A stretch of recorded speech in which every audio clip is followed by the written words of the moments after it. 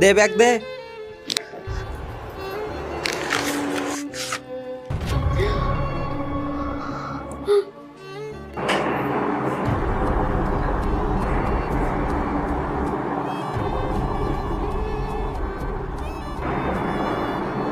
এই দেখো কোয়েল। দিদি আমি সত্যি বলছি, এই টাকা কোথা দিয়ে আসলো আমি জানি না।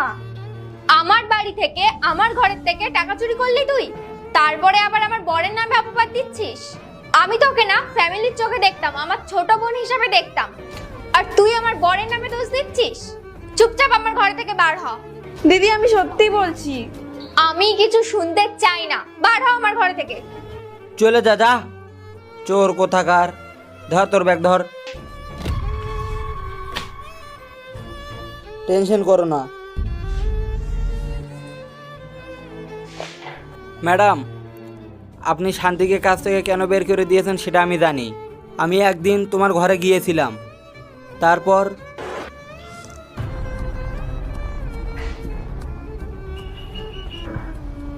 এই দেখো ম্যাডাম তার প্রমাণ। তুমি যদি মুসলিম হয়ে থাকো তাহলে চ্যানেলটিতে সাবস্ক্রাইব করো, আর যদি হিন্দু হয়ে থাকো তাহলে চ্যানেলটিতে একটা লাইক একটা কমেন্ট করো।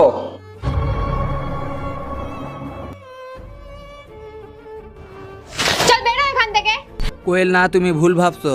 তোকে আমি এত বিশ্বাস করতে পারলাম, লাস্ট পর্যন্ত তুই আমাকে ঠকালি। বেরো আমার বাড়ি থেকে। কোয়েল